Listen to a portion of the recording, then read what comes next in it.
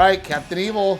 Hello. Here we are. Good morning. Ready to go again. Are we starting on a better tone this morning? I don't know. I do realize that we have become those parents, right? We're the, hey, sit in the corner and watch your tablet. Oh. We didn't have a babysitter today, and my assistant, Timmy, who usually hangs out with him. And Had a hot date. Had a hot date Hot in Houston. day date. So we were like, what are we going to do? I guess we'll bring him. You know, so we brought him into the office today, and we sat him down, and we're like, here, dude, here's your tablet. Oh my God, but the kid's so happy. Meanwhile, he's got like gambling games on his tablet. Well, we're very, you know, when we travel in the car, you know, he gets to watch a little tablet. If we're on an airplane, he gets to watch When we're stuck in one place. a little tablet, Yeah. you know. But at home, we're very strict about how much tablet time. What are you talking about? Well, I'm the one who enforces it. You're like, you're here, evil. have the tablet. No, I don't do Yes, that. No, yeah. You're evil, and you're like poor guy. He's like, look. Sometimes he looks at me. He's like, Dad, no tablet today. Why?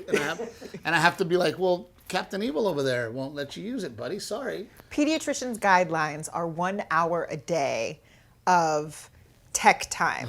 See, sometimes, And we definitely go over that. Sometimes you're like Mrs. Freaking read too much and Read too much? Do you ever notice that like child psychologists? Because you're read not at all, so You ever- that's why I seem read Child too much. psychologists' kids are usually whores. What? They're a mess. They don't know what they're talking about. Well, then what's your excuse? I'm not a whore. You were last night in my dream. Oh my God, you woke up so mean to me. You were still in bed dude. and you were already being mean. I had this dream, and it was one of those dreams that was so real, right? Where I'm like, I'm living it. So a show gets canceled, and I'm like, oh man, I'm gonna surprise my wife. I'm gonna go home Saturday night. Normally I'd be working, but I got canceled. I'm going home. So I get home, and Garrett is there with Betty, our go-to babysitter. Well, see, at least I didn't leave him with the tablet in your dream. It could have been worse. Well, so then I'm like, hey, Betty, where's Renae? And she goes, oh, she's at an event. And I'm like, huh, she didn't tell me about any event. I go, but I know where that event is. And I go to the event. I walk in, and you're sitting on Brad Garrett's lap. And I'm like, what the hell's going on? Baby, you know I'm not into tall guys. No, but you are into rich guys. So I know you'll do anything for money. Shut your mouth. So, and then I'm just kind of like, what's going on? And then you make out with him. And I was so mad at you. Like out in public? I don't even do that. You with guys you were like, really you out guys in were like public. watching a movie or something. It was At like an event? At an event, like maybe it was like a Brad Garrett premiere or something. And so anyway, I'm like, so I finally pull you aside. I'm like, why would you do this to our family? Why You did didn't say you anything do to this? Brad? No, why would I say that? That's it. I get like it cracks me up that dudes get mad at dudes for hooking up with their wife. And it's like, you shouldn't be mad at the dude. The dude's being a dude. Oh, come on. I mean, you know what I'm saying, right? Like That's the dude's so being sexist. a dude. It's not That's so sexist. sexist. No, it why takes should I be? two people. Yes. And she could say no. Yes, as It's could up to he. your wife to say no. Sure. Right? It's not up to him. He's like, I'm trying to hook up with this girl, and if you're the one that can either say, hey, I'm sorry, I'm married. But it's your job to say you're married too. Are we turning the dream into real life? Because I'm starting to get a little agitated. I'm talking about okay. Let's be clear what we're talking about. A wife cheats on her husband with dreamland another or dude. in real life? In real life, right? So a wife cheats on her husband with another dude. Why? Okay, so if you cheated on me with another guy, I will not be mad at that guy. Well, no, because I'm the one in the relationship with you, Right. obviously. So I'm of mad course you at should be mad at you. me. But in the same tone, if you're making it a male-female thing, if a girl came up to you and you cheated, I'm not going to say, oh, well, he's a guy. That's what guys do. No, Heck I'm no, not I'm saying going to that. be pissed as hell. You're gonna be mad at me. Yeah. But are you gonna be mad at the girl?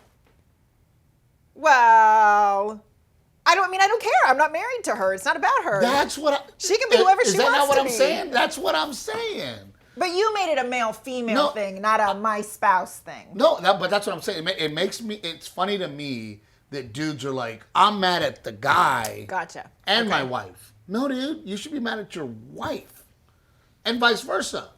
Hey, ladies, if your husband cheats on you, don't be mad at the woman. Okay, now I see why you wake up so angry I was after mad. a cheating dream. Oh Because my just God.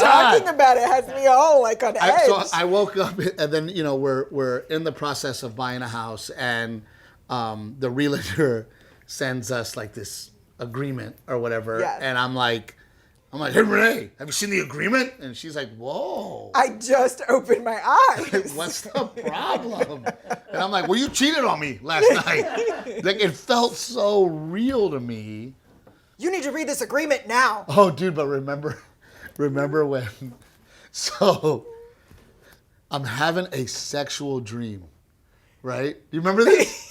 I think I know what you're gonna say, and I'm a little uncomfortable. I'm having this dream, this like sex dream, and then I wake up and I'm having sex with my wife. Like I was like, like oh my! Like I woke up during the sex, right? I'm so mortified right now. And then Renee goes, she goes. I feel like this is a story you tell in private with friends. She goes, oh my God, you were so passionate tonight. And I go, well, because in my dream, you were somebody else. And I just said it to be funny. I didn't mean it, but yeah. You really meant to, you asshole. I was like, she was like, oh my God, you were like passionately kissing me. You remember that? Yes, I remember. Because it's the best sex we've ever had. Ever. Really, ever. I think Vegas sex is the best sex we ever had. Okay, change the topic. I think Vegas sex is the best Change the sex. topic, please. Oh, my Back God. to your crappy dream, your cheating dream. So anyway, I woke up very upset with you. And it's funny because every freaking week I'm like, what are we going to talk about? And gosh, we have to come up with crap to talk about. Like, what are we going to talk Why about? Brad Garrett, though? When you told me Brad Garrett, I that don't was know. like really... Why not Brad Pitt? Like, why are you going to be with Well, Brad if it was Garrett? Brad Pitt, I wouldn't be mad. You know what I mean? If it's Brad Pitt, I'm like, well, she's boning Brad Pitt now. I mean, hey, girl, good for you. Like, you know what I mean? Like, damn. And I guess I'm not paying child support. You got Brad Pitt, right? So yeah, if it was Brad Pitt, I'd probably feel different. I'd be like, of course she cheated with because I mean, Brad Pitt's out of your league. But instead, it's Brad Garrett, the man we named our son after. Look, hey, Brad's got game. You say it like Brad doesn't have game. No, I did not. Brad is very charming and funny. And Brad has a beautiful wife. Yes, he does, absolutely. I wasn't saying it like that. I was just saying, like, of all the people you could have dreamed, like we know Mark Wahlberg is my hall pass, Yes, right? and we know that Kevin Costner is mine. He is. Kevin Costner is my hero. I love all baseball movies, right? Like, he's the dude. I would love to meet the two. I have a lot of celebrity friends, right? You name a comedian, I know them. I've met them. I've chatted with them. Other guys in movies are my friends. Some of my friends that I started comedy with are now becoming stars. None of them make me starstruck. However, I think if I met Kevin Costner, I'd be like, ah! Yeah. And George Strait. If I could meet George Strait, that's on my bucket list to meet George Strait, right? And sit around his campfire at his ranch with the other Mexicans that work for him. Like, dude, George Strait for me. Because remember, my John Travolta story. Oh, that's a crazy story. You got to tell that story because that's like a weird, Dude, so random and by the Hollywood way, story. like for me, I think people that were famous when I was a kid, I'm more excited to meet. I think that's normal. I think that's everybody. Celebrities that became celebrities as when I was an adult and I meet them, I'm like, right? But like I met the bad guy from Karate Kid, what's his name? He's got a guy. weird name. Zucker but I met him and I was like, oh my God, I just met the bad guy from Karate Kid. Like, it was awesome. Yeah. So so anyway, I'm hungover. It's a Sunday. I used to live on Sunset and Gower. Yep. with Brandon Rogers In the back cave. in the Batcave. You always called it the Batcave. Because it was no windows. It was so dark and that brown carpet. It was totally like a bat cave. I loved it. No, and I should it have was stayed so, there forever. so It was rent sad. control. I was paying no money. And then I don't want to live in the Batcave. Let's get out of the Batcave. You had one window that looked down on an alley. That was it. You broke me. And then, so anyway, Sunset and Gower, and then down the street is a place called Birds. Across the street from Birds is the Scientology building. Yeah, the big Hollywood Center. The big Hollywood. Celebrity Center. Yes, they call the it. Celebrity Yeah. Center for, so it's a Sunday morning-ish, and I'm hungover, and I'm sitting at the bar. They had this great, like chicken everything. That's why it was called Birds. It had chicken everything. But they had this great chicken soup that reminded me of Mom's Mexican caldo. So I would go over there for the hangover, right? So I'm sitting there eating, and this dude next to me, older guy, he's like, well, back then, I was in my 20s, so he was probably like 30. Like, older guy, older guy. He goes, hey, man, you want a shot? And I'm like, man, like, try not to drink, but if you're buying, I said, I'll do a shot with you. So he orders 2 shots. We have a shot. He has a shot. We start talking, we start chatting it up, blah, blah, blah. And he's like, man, I'm supposed to be at Scientology right now. My cousin wants me there, right? And he's like, you want another shot? I mean, we're like 4 shots in. And then all of a sudden, John Travolta comes storming in. And he Like comes. this? John Yeah, Travolta like he's goes like pissed. this? Like he's pissed. Why you gotta make fun of me, dude?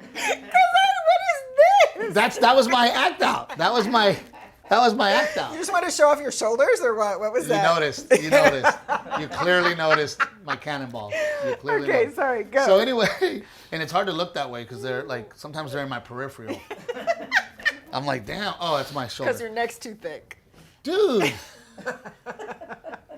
Why am I even mad in my dream when you cheat on me? I should be so relieved. In my dream, I'll be like, finally, she found another guy to torment. So Travolta comes in. He comes in, right? Yeah. Travolta comes in, and he's like, what are you doing? He's yelling at the guy next to me. You're supposed to be at church, and blah, blah, blah, and are you drinking? And did you? And he starts pointing at me. He goes, did you give him drinks? I go, hey, man, I didn't give him any drinks. He goes, you know what, buddy? He tells me to my face, you're in big trouble, mister. You're in big trouble. And then he grabs the dude and leaves. And everybody around me was like, oh, crap, you know John Travolta? And I'm like, no, but he just scolded me. Apparently I'm in big trouble. That was the same place. Uh-oh. Dude, Oh, how did we just segue to this story? I don't know. We had plans to This is talk like- about certain This episode's things. going to be like titled "All the Most Embarrassing Stories." For Renae. Yeah. So we had first started dating, Renae and I. You tell the story. I rather you tell the story. I had only been in LA, not even a week. I'd only been in LA like 3 days. And you and I walked to Birds because it's close to your apartment to meet friends for a drink. Right. And then you take it from there. No, it's better because so we had just started dating. We go to Birds. We're all gonna have drinks, and we're kind of nestled up at the bar. And as soon as Renae sits down, I was the only girl. It was like you, me, Donnie, Sosa, Jeremy, Jeremy, who's like super like yoga, hippy dippy, Buddha, Austin, like peace. right? Yeah. Like, so as soon as we get to the bar, Donnie goes, I'm going to the restroom. Right? Yeah. And it's packed. It's packed. And it was Yeah. during So I'm at a seat, and you guys are all standing around. Right. So I sit Renae down because I'm a gentleman, and then within seconds, this dude is like, "Hey, can I buy you a drink?" Fullen moves and like puts an arm around me. Yeah, puts an arm around her, and he's like 7'2", 7'3". He's a big guy. So if I'm 6'2", he's got to be 7 foot. So so he puts his arm around her, and I am of the belief that, hey, if Renee's a strong girl, I've been living in New York for 3 years. I we're can on a- handle myself. Yeah, we're on a Yes. date. Like, I don't need to do this macho crap where I go in and be like, hey, bro, I let her handle it, right? Well, So Renae says, hey, I'm kind of on a date. And he was like, oh, whatever, I don't care. Like, you want a drink or not? And Renee's like, no, like, I'm telling you, I'm here with somebody. I'm here with somebody. And he wouldn't stop. And then he puts his arm around her again. And he's like, it's all right. Like, I'm here now and you can have a drink. And I just grab him by the wrist and I take his arm off and I go, buddy, she doesn't want to drink. I don't even go like, that's my bitch. Or I think he said she said she's here with someone. Yeah, or something, right? But I wasn't like, hey, that's my bitch. You know what I mean? I was like, hey, dude, why don't, we take a break or whatever? And he was like, what's your problem, bro? I'm just trying to buy her a drink. Can I buy her a drink? And I was like, the lady doesn't want a drink, right? So then as that's happening, he's getting aggressive. Now he's getting aggressive. His buddy comes over and Tries to step in, yeah. Like, tries to what's step the in, problem? and I go, there's no problem. So now I've kind of wedged myself between him and Renae, and then he leans over, and this is when my shoulders just went up to my ears. He leans because the over minute he said it, I knew it was game over. and he goes, just so you know, little man, I'd fuck you up. And I'm like, I was like, he doesn't know, only I can call you little man. And I turned around and his buddy goes, what's the problem? And I look at his buddy and I go, in 3 seconds, I'm going to break his nose. By the time he says what, I break his nose. He drops to the ground. I've got him by the hair. And I look around and I'm like, who's fucking next? And I drop him one more. Game over. And Renae was like, oh my God! No! Oh my God! I was He's so macho! Like, she lost it, bro. No, Like, I'm thinking I just moved to she was like, did I really move to LA for little this? Mexican I've ever met in my life. Remember? No, And that's it. She was in love. No, I was thinking, did I really move to LA for this? And then you know what song started playing? I am the man who will fight for your honor. No, it was during Hurricane Katrina, and I remember they turned on all the lights in the bar, right? Because this mess had But is that some erupted. John Wayne shit or and what? they're like, dude? at a Was time that some like John Wayne this, shit? So anyway, we get walk out, and then this whole group follows us out. The best is Donnie comes back and he's like, what happened? He's like, we're getting kicked out, right? So we get kicked out, and then he's got like all his LA buddies. There's like 5 or 6 of them. 5 or 6 of them, they come out and they're like, what's up, blah, blah, blah. And I turn around and I'm like, let's go. Y'all come over here. And then Renee's like, are you crazy? There's 5 of them. I'm like, no, they saw what I did to their friend. They're not coming over here. I was like, there's 5 of them, and you've got Donnie Sosa and Jeremy. This is not going to work out well. God, we should just talk about all the fights you've started. No, we're not doing Okay, that. we'll skip that because I think that later on we need to tell the story. Not this episode, we'll tease it, of the greatest party I ever threw. Oh, I thought you, okay. Right? Yeah. I That's think a we good should, story, too. Because we got lots to talk about. Yeah. A lot of things happened this weekend Yes. that I wanted to talk about. But we definitely have to go back to that story, the greatest party you ever threw. That's a great story. Yeah. It's a great story. But I do want to talk about you making me late to work all the time. Okay, but this week, that was Dude. clearly a communication. No, it wasn't. Miscommunication. Yes, it was. It was clearly an instance of you said this, but you didn't really mean it, and I thought you said something else. No, dude. So, Renae, you have this ability. Renee's defense mechanism is if you tell her something, then she gets louder, meaner, and aggressive. No. So she trains me I get louder to be afraid to say on a shit. regular basis. You railroad me on this podcast, and I'm the one I'm who gonna gets railroad loud. you tonight, dog. Sometimes I just want to reach across and strangle No, you. do you not do that? Do you not have a habit of so I'm afraid to I have a really bad habit of being right. no. So, look, I don't have a problem with you being late to something that is not my job. Sure. If we're late to a wedding because of your... How long does it take you to get ready?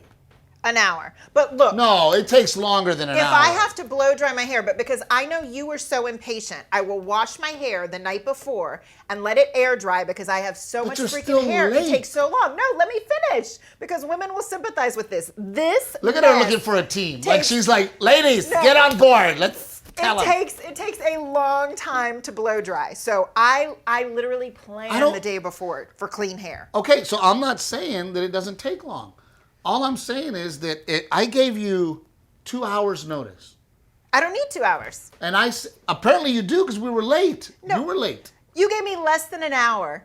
No, Okay, let's talk about. Oh my God. Let's talk about this in particular. Yes, not in general. I said, what time's the show? Okay, I would like to walk out of the door at 7 o'clock. But we That's what I said. were taking a day nap.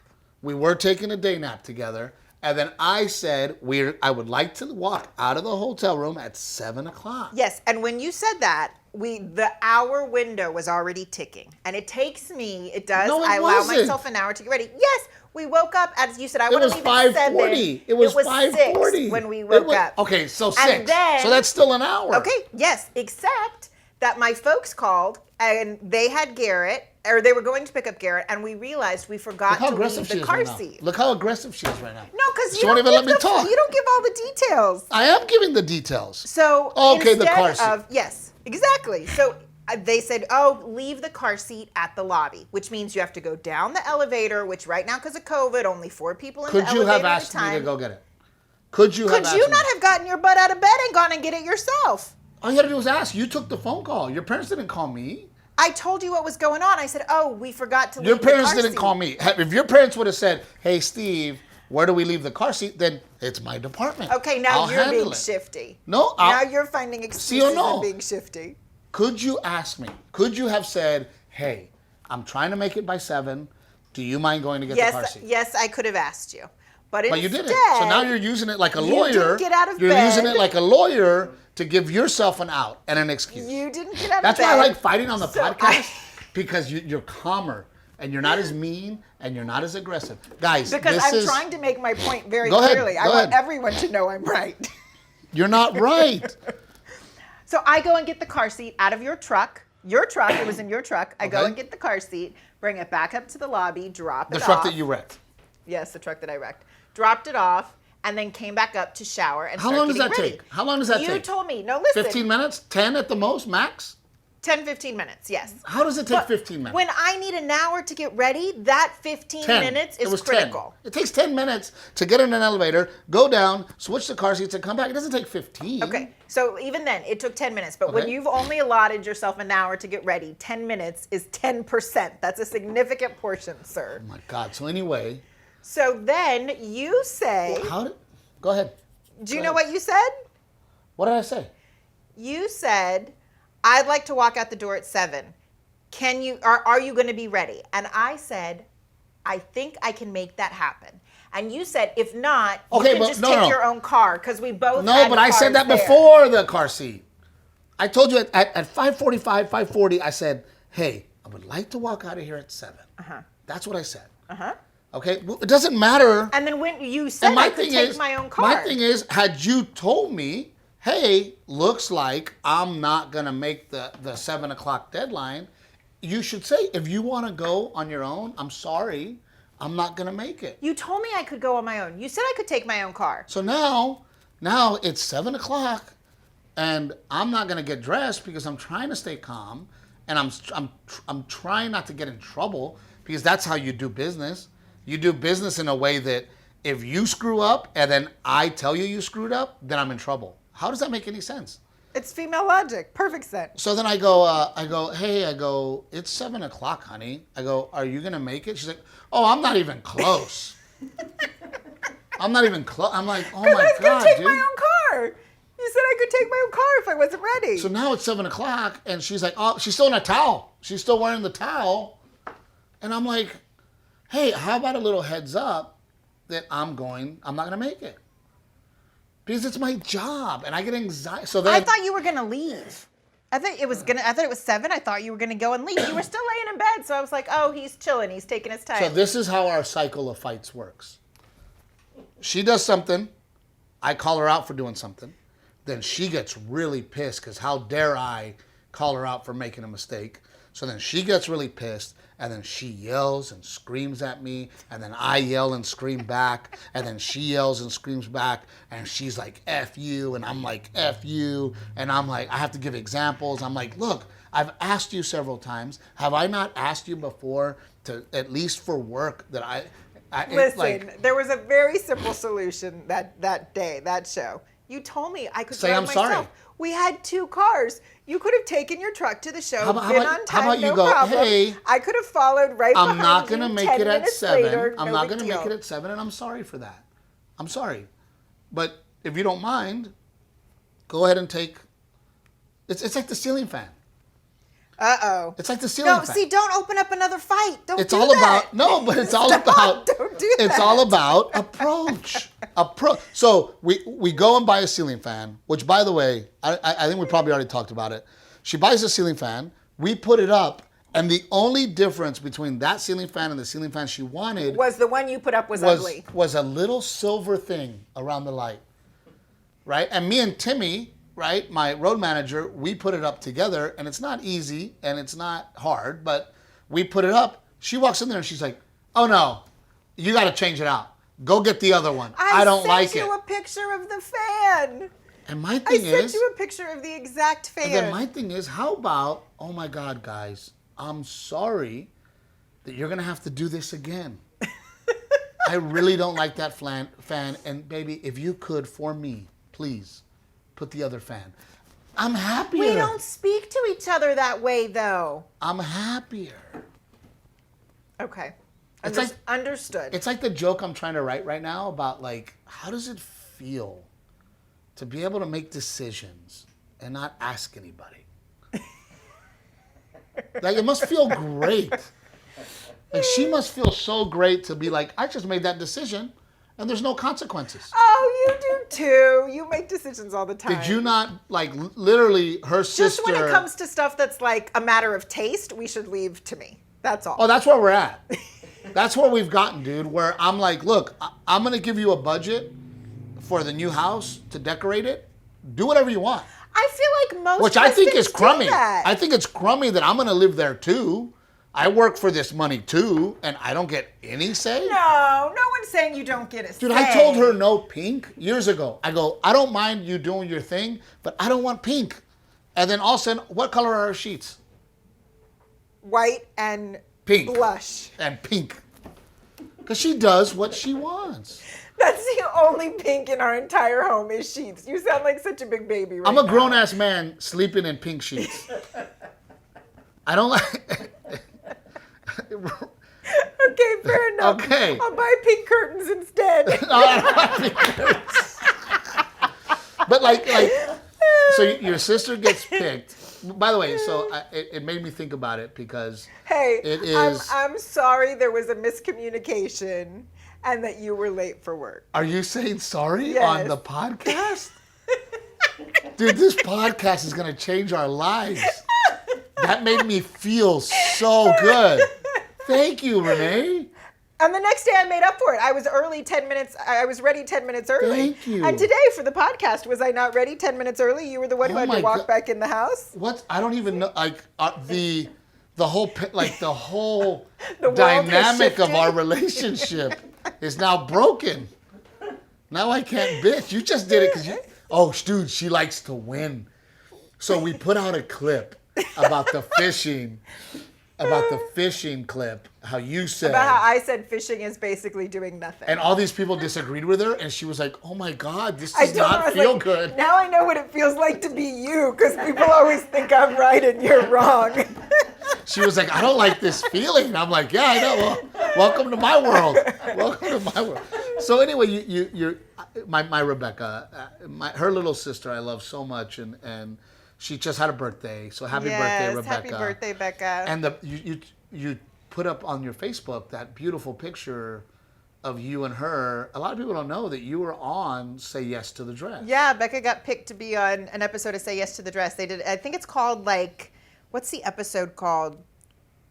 Brides Across America or something. I just found it funny that she literally was like, hey, I just bought me and my mom plane tickets to New York. I'm like, how does it feel to just make decisions?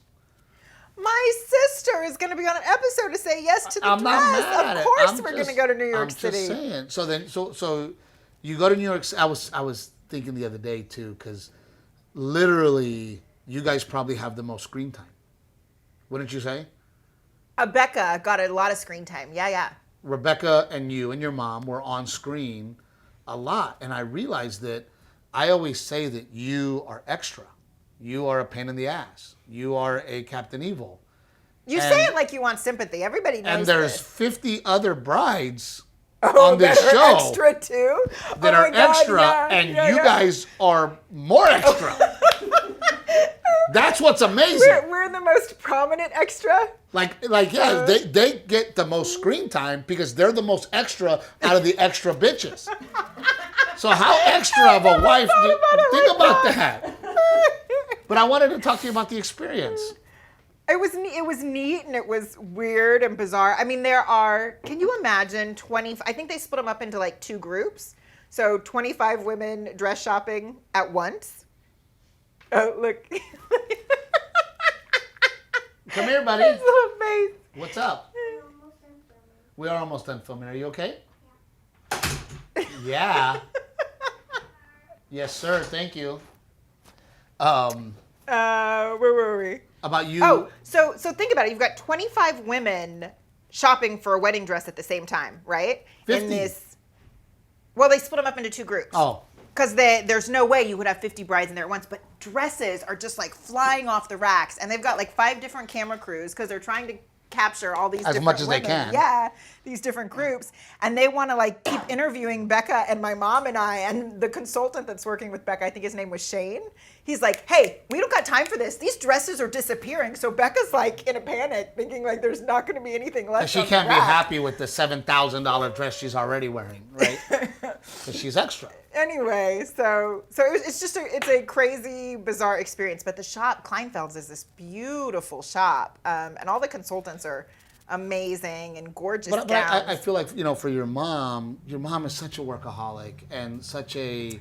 It was so fun right. to be able to go back to New York with my mom. Because when I lived there from the time I was like 17 to I graduated when I was 19. 19 or 20. Yeah. So to be able to do New York with my mom as an adult on a show, was amazing. Right? On a show. And then Sean is wearing... So my sister-in-law married Sean Ayano, and he became an officer in the Navy.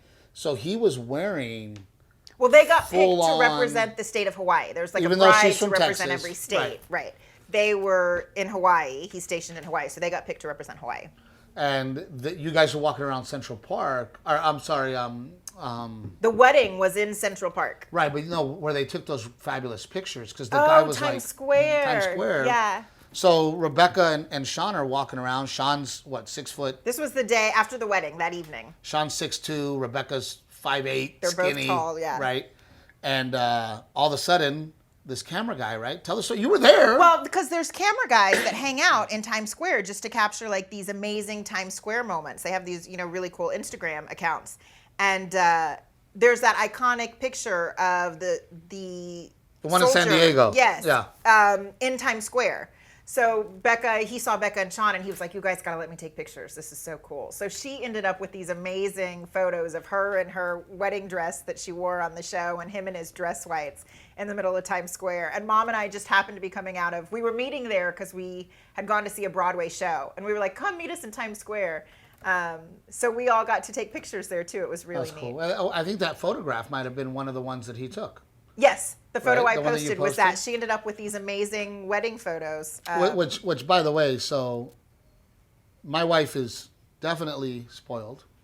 Sure. And if my wife is spoiled and she's a 10, Rebecca is a 12.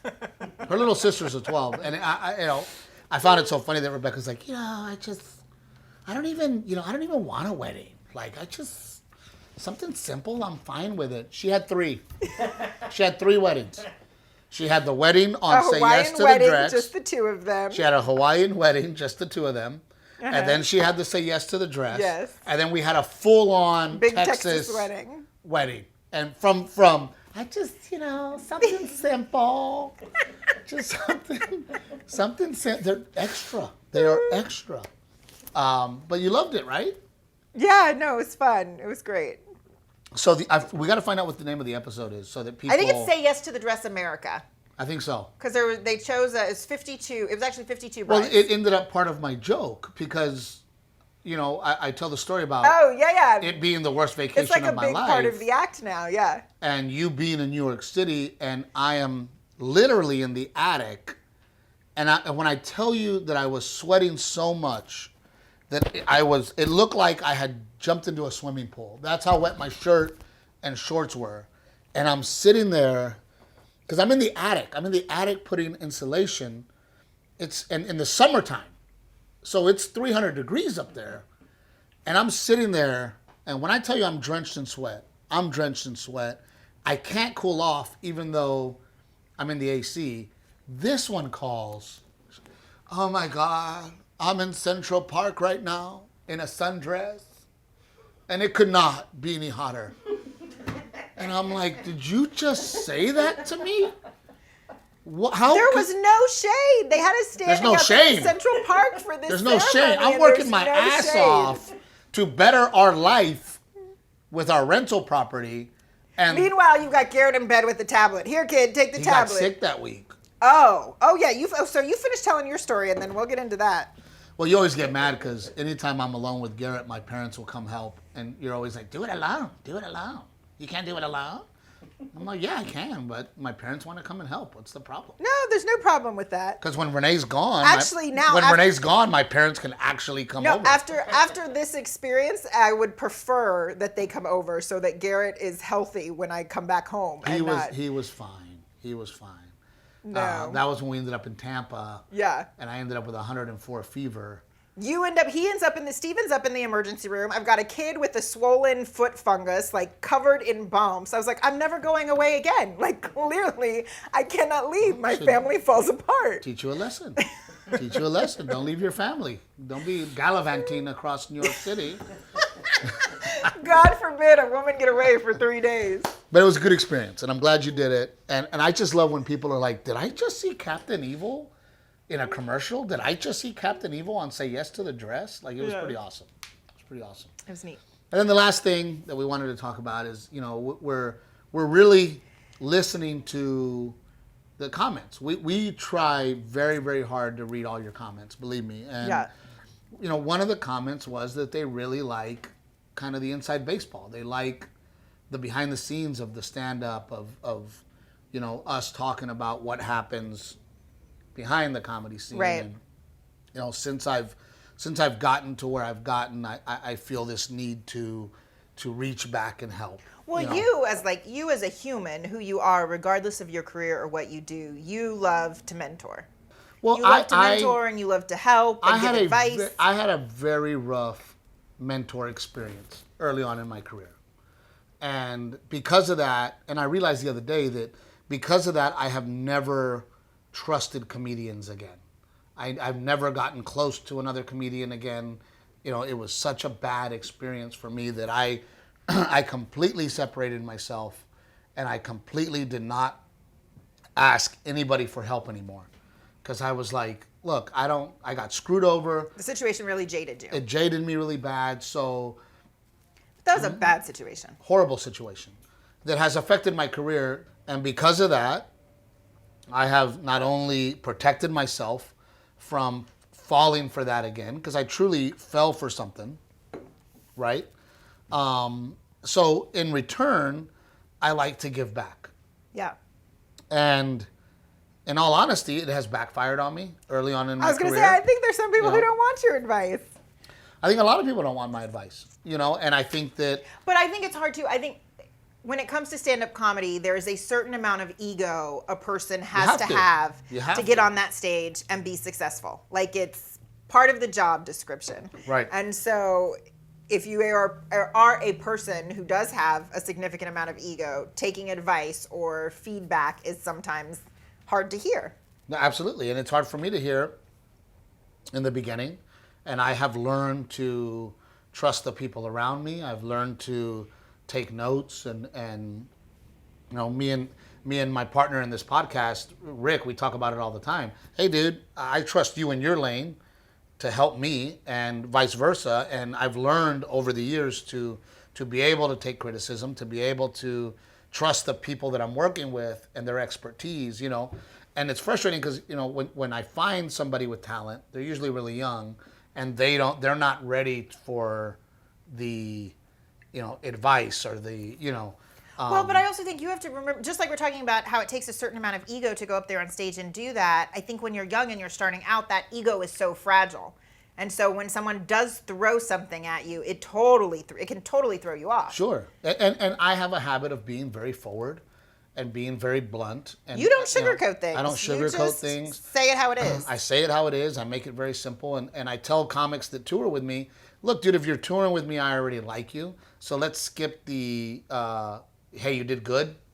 And let's just get straight to well, then why can't I just skip the, hey, baby, you did good with the ugly fan. Now can we switch it out to the pretty one? How come that same methodology You see how doesn't nice apply you to said me? that? You see how nice you said that? Hey, baby. No, when you walked in, you're like, oh, no. Peasants, switch it.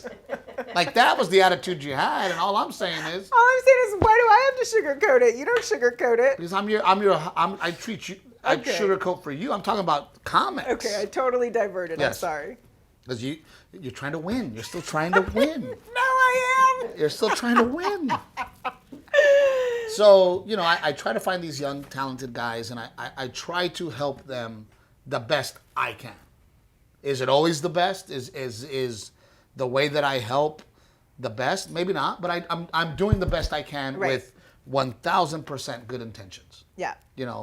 But what I'm finding is the lack of sacrifice, the lack of commitment. Yeah. I don't think people realize what I have been through. I told you that the other get day. to That this.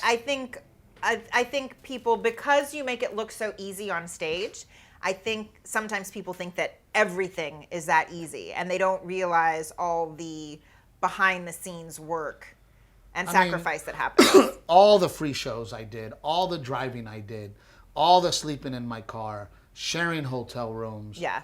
Hustling, promoting my own shows, and sometimes losing money, and figuring things out, and never saying no, and never not answering my phone. You'll never catch me not answering my phone. Oh yeah, no, absolutely. I'm gonna not. answer my phone because I always tell people all the time, like, I can't tell you how many opportunities that I have gotten because I answered the phone. Where they go, hey, Steve, we needed a replacement comedian for this is back early in my career. Are you available this week? And I'd be like, yes, sir, I'm available this week. And they're like, great, because we just called 3 other people. They didn't answer their phone. So many times, gigs that saved us when we were like, how are we going to pay this bill, was because something happened, someone canceled, and you got the call. And I'm on it, right? Yeah. And I'm going to answer my phone. And there is no, how much are you going to pay me? How am I going to get there? It was like, I'm on my way, dude. People knew they could call you and you were going to do it. They knew I they was were going to gonna get a yes. Right. And all the free shows I did and all the opportunities that I would take advantage of, and it was frustrating. And I'm debating how to handle it because there's this really young, talented musician that I think I can help. My management team is in the music business. This kid is super talented, good-looking kid, and I have a meeting with him at my show on Thursday. His parents come and everybody comes, and I explain to him, hey, man, I want to help you. And we were doing a music/comedy show all weekend in a venue that books music. Yeah, that's typically not a comedy venue. Specifically the music that this kid sings. So I tell the kid that day, I'm like, hey, you want to go on stage? So he does. And then I tell him afterwards, I go, look, I'm going to be here all weekend. What do you got going on?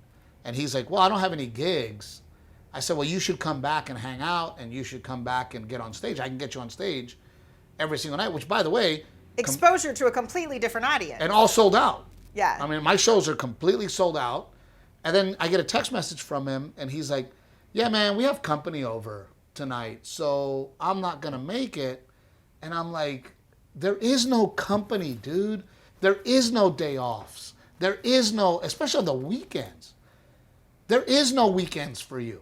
That is when you are working. And when you're not working, you should be hanging out at Randy Rogers' show, at Roger Kreger's show. You should be showing your face. You remember in LA? If I was not working on the road, I was at the Comedy Store. Yeah. That was just as much work to you as your road gig. I had to be there. I had to be getting better as a stand-up. I had to be in the community. I had to find a way to continue to push my career forward. And in the beginning, you had a hard time with that. Yeah, For sure. In the beginning, she would be like, why can't we have a weekend? You're not working this weekend. Why do you have to go to the Comedy Store? And I'm like, because I don't have a career. And because I have to get better. And because I have to sacrifice. Because I have to make sure.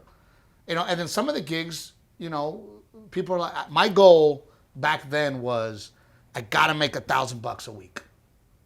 And I don't care how I do it, I'm gonna do it. So there was these gigs all over LA that were like $50 gigs, $75 gigs, right? And then there was a Wednesday gig in San Miguel, California, which was 4 hours away. So I would literally, that was for $400. Yeah. I would drive to San Miguel. And that's another thing. While I was there, making sure to shake every hand, thank everybody for coming out, because I knew that all I need to do is earn one fan a show. And if I can earn one fan a show, and I'm doing 10 shows a week, I've got 10 new fans. And those 10 new fans are going to tell 2 other people. Now I've got 20 fans. And that was the attitude that I took towards my career. And I don't think people realize that at the end of the day, there's thousands and thousands and thousands of people who want to be a comedian. There's thousands and thousands and thousands of people who want to be a musician. Yeah. So how are you going to separate yourself from them? They have talent, you have talent. You have to outwork them. You got to show up and get better at your craft and earn a fan. I mean, he could have probably earned, by the way, and like, how I think, he should have been like, hey man, can I sell merch? I'm not getting paid, but do you care if I sell merch at your show?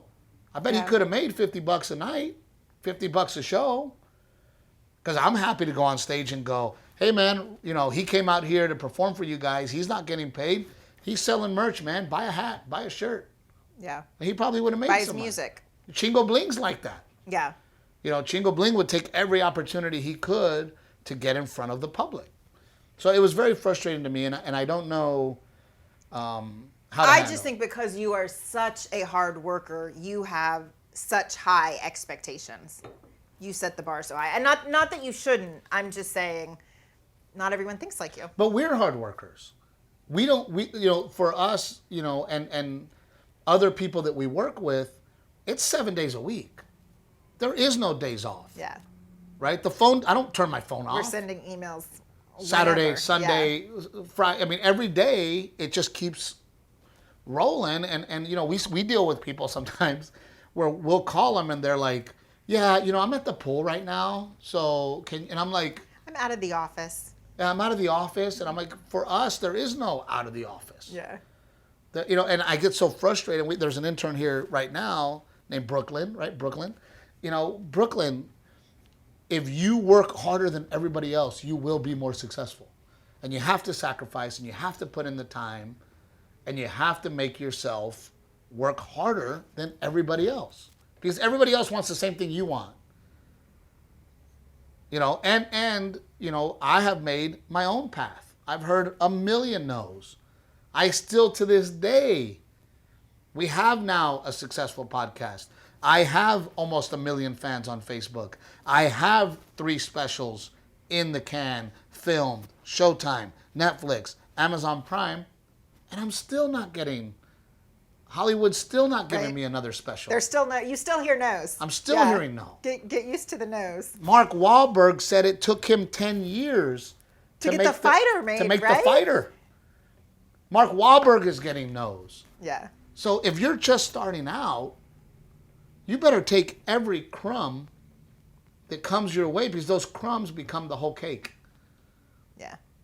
And you got to work hard. So I don't know how to handle it. I don't know. I love the kid. I think he's very humble. He's very sweet.